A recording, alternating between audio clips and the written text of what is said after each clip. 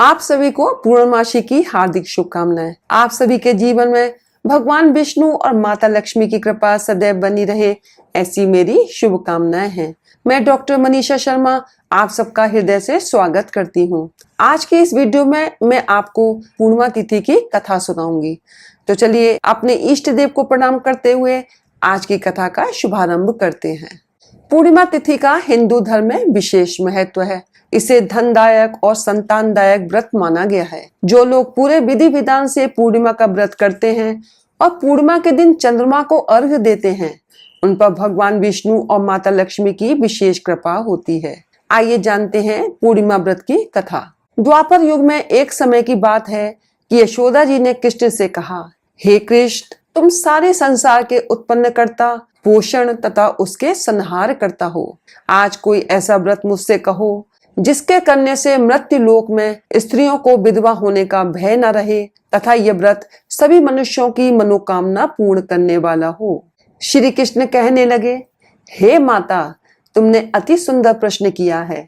मैं तुमसे ऐसे ही व्रत को सविस्तार कहता हूँ। सौभाग्य की प्राप्ति के लिए स्त्रियों को 32 पूर्णिमाओं का व्रत करना चाहिए। इस व्रत को करने से स्त्रियों को सौभाग्य संपत्ति मिलती है। यह व्रत अचल सौभाग्य को देने वाला और भगवान शंकर के प्रति मनुष्य मात्र की भक्ति को बढ़ाने वाला है। यशोदा जी कहने लगी, हे कृष्ण, सर्वप्रथम इस व्रत को मृत्युलोक में किसने किया था? इसके विषय में विस्तार पूर्वक मुझे बताओ। श्री कृष्ण जी कहने लगे कि इस भूमंडल पर एक अत्यंत प्रसिद्ध राजा चंद्रहास से पालित अनेक प्रकार के रत्नों से परिपूर्ण कातिका नाम की एक नगरी थी। वहाँ धनेश्वर नाम का एक ब्राह्मण था और उसकी स्त्री अति सुशील रूपवती थी। दोनों ही उस नगरी में बड़े प्रेम के साथ रहते थे। घर में धन्य धान्य आदि की कोई कमी नहीं थी। उनको एक बड़ा दुख था, उनके कोई संतान नहीं थी, जिस वजह से वे बहुत दुखी रहते थे।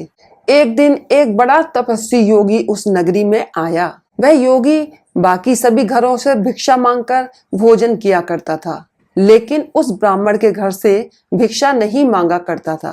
एक दिन योगी गंगा किनारे भिक्षा मांगकर प्रेम पूर्वक खा रहा था कि धनेश्वर ने योगी को यह सब करते देख लिया। अपनी भिक्षा अनादर से दुखी होकर धनेश्वर योगी से बोले, और सभी घरों से भिक्षा लेते हैं, परंतु मेरे घर की भिक्षा कभी भी नहीं लेते। इसका कारण क्या है? योगी कहने लगा कि धर्म हमें इस बात की आज्ञा नहीं देता है, क्योंकि अभी आप गृहस्थ जीवन में एक सुख से वंचित हैं। आपके घर संतान होने पर मैं आपके घर से भी भिक्षा स्वीकार कर लूंगा। उन्होंने कहा कि जिसे संतान नहीं है उसके घर से भिक्षा लेने से मेरे भी पतित हो जाने का भय है। धनेश्वर यह सब बात सुनकर बहुत दुखी हुआ और हाथ जोड़कर योगी के पैरों पर गिर पड़ा तथा दुखी मन से कहने लगा कि आप मुझे संतान प्राप्ति के उपाय बताएं। आप सर्वज्ञ हैं, मुझ पर अवश्य ही यह कृपा कीजिए। धन की मेरे घर में कोई कमी नहीं है, लेकिन मैं संतान न होने के कारण अत्यंत दुखी हूँ। आप मेरे इस दुख का हरण कीजिए। यह सुनकर योगी कहने लगे, तुम चंडी की आराधना करो। घर पहुंचकर उन्होंने ये सारी बात अपनी पत्नी को बताई और खुद वन में चला गया। वन में पहुंचकर उसने चंडी की आराधना की और उपवास किया। चंडी ने 16वें दिन उसको सपने में दर्शन दिए और कहा कि हे धनेश्वर, जा तेरे पुत्र होगा, लेकिन उसकी आयु सिर्फ 16 वर्ष होगी। 16 वर्ष की आयु में ही उसकी मृत्यु हो जाएगी। अगर तुम दोनों स्त्री और पुरुष 32 पूर्णिमाओं का व्रत करोगे तो यह दीर्घायु हो जाएगा। जितनी तुम्हारी सामर्थ्य हो उतने आटे के दिए जलाकर शिव जी का पूजन करना, लेकिन पूर्णमासी 32 ही होनी चाहिए। सुबह होते ही तुम्हें इस स्थान के पास एक आम का पेड़ दिखाई देगा। उस पर चढ़कर एक फल तोड़कर अपने घर चले जाना। अपनी स्त्री को इस बारे में बताना। सुबह स्नान करने के बाद स्वच्छ होकर शंकर जी का ध्यान करके उस फल को खा लेना। तब शंकर भगवान की कृपा से उसको गर्भ हो जाएगा। जब ब्राह्मण सुबह उठा तो उसे उस स्थान पर आम का पेड़ दिखाई दिया और वह उस पर फल तोड़ने के लिए चढ़ा, लेकिन वह पेड़ पर चढ़ नहीं पा रहा था। यह देखकर उसे बड़ी चिंता हुई। उसने भगवान गणेश की उपासना की और कहा, हे दयानिधे, अपने भक्तों के विघ्नों का नाश करके उनके मंगल कार्य को करने वाले, दुष्ट का नाश करने वाले, रिद्धि सिद्धि देने वाले, आप मुझे इतना बल दें कि मैं अपनी मनोकामना पूरी कर सकूं। इसके बाद वह पेड़ से फल तोड़कर अपनी पत्नी के पास पहुंचा। उसकी पत्नी ने अपने पति के कहे अनुसार इस फल को खा लिया और वह गर्भवती हो गई। देवी की कृपा से उसे बहुत सुंदर पुत्र हुआ। उसका नाम उन्होंने देवीदास रखा। माता पिता के हर्ष और शोक के साथ वह बालक बढ़ने लगा। भगवान की कृपा से बालक बहुत ही सुंदर था, सुशील और पढ़ाई लिखाई में भी बहुत ही निपुण था। दुर्गा जी के कहे अनुसार उसकी माता ने 32 पूर्णमासी का व्रत रखा। जैसे ही 16वां वर्ष लगा, दोनों पति पत्नी बहुत दुखी हुए, कहीं उनके पुत्र की मृत्यु न हो जाए। उन्होंने सोचा कि अगर उनके सामने यह सब हुआ तो वे कैसे देख पाएंगे।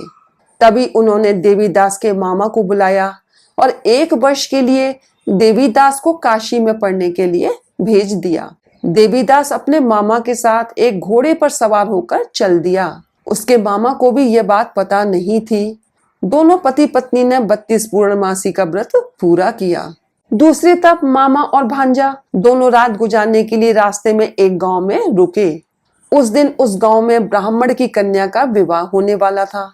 जिस धर्मशाला में वर और बारात के बाकी लोग रुके हुए थे, उसी धर्मशाला में देवीदास और उसका मामा ठहर गए। उधर कन्या को तेल आदि चढ़ने के बाद जब लग्न का समय आया तो वर की तबीयत खराब हो गई। वर के पिता ने अपने परिवार वालों से विचार विमर्श करके कहा कि ये देवीदास मेरे पुत्र जैसा ही है, मैं इसके साथ लगन करा दूं और बाद में बाकी सारे काम मेरे बेटे के साथ पूरे हो जाएंगे। ऐसा कहने के बाद वर के पिता देवीदास को मांगने के लिए उसके मामा के पास गए और उन्हें सारी बात बताई। मामा ने कहा कि कन्यादान में जो कुछ भी मिलेगा वो हमें दे दिया जाए। वर के पिता ने बात स्वीकार कर ली। इसके बाद देवीदास का विवाह कन्या के साथ संपन्न हो गया। इसके बाद देवीदास अपनी पत्नी के साथ भोजन न कर सका और मन में विचार करने लगा कि न जाने यह किसकी पत्नी होगी। यह सोचकर देवीदास की आंखों में आंसू आ गए। तब वधू ने पूछा कि क्या बात है, आप उदास क्यों हैं? तब उसने सारी बातें पत्नी को बता दी। तब कन्या कहने लगी, यह ब्रह्म विवाद के विपरीत है। आप ही मेरे पति हैं, मैं आपकी ही पत्नी रहूंगी, किसी अन्य की कभी नहीं। तब देवीदास ने कहा, ऐसा मत करिए, क्योंकि मेरी आयु बहुत कम है, मेरे बाद आपका क्या होगा। लेकिन उसकी पत्नी नहीं मानी और बोली, स्वामी आप भोजन कीजिए। दोनों रात में सोने के लिए चले गए। सुबह देवीदास ने पत्नी को 4 नगों से जड़ी एक अंगूठी दी और एक रुमाल दिया और बोला कि हे प्रिय, इसे लो और संकेत समझकर स्थिर चित्त हो जाओ। मेरे मरण और जीवन जानने के लिए एक पुष्प वाटिका बना लो, उसमें सुगंध वाली एक नव मल्लिका लगा लो, उसको प्रतिदिन जल से सींचा करें और आनंद के साथ रहना। जिस समय और जिस दिन मेरा प्राणांत होगा उस दिन यह फूल सूख जाएंगे। जब ये फिर से हरे हो जाएं तो जान लेना मैं जीवित हूँ। यह समझाकर वह वहां से चला गया। इसके बाद जब वर और बाकी बाराती मंडप में आए तो कन्या ने उसे देखकर कहा कि ये मेरा पति नहीं है, मेरे पति वह हैं जिनके साथ रात में विवाह हुआ है, इसके साथ मेरा विवाह नहीं हुआ है। अगर ये वही हैं तो ये बताएं कि मैंने इसे क्या दिया है, साथ ही कन्यादान के समय जो आभूषण मिले उन्हें दिखाएं। कन्या की ये सारी बातें सुनकर वह कहने लगा कि मैं ये सब नहीं जानता। इसके बाद सारी बारात भी अपमानित होकर लौट गई। भगवान कृष्ण बोले, हे माता, इस प्रकार देवीदास काशी चला गया।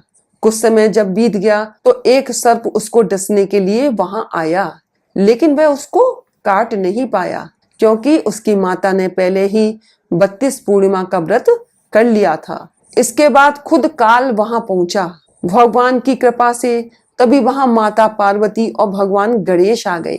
देवीदास को मूर्छित दशा में देखकर माता पार्वती ने भगवान शिव से प्रार्थना की कि महाराज, इस बालक की माता ने पहले ही 32 पूर्णिमा के व्रत कर लिए हैं, आप इसको प्राण दें।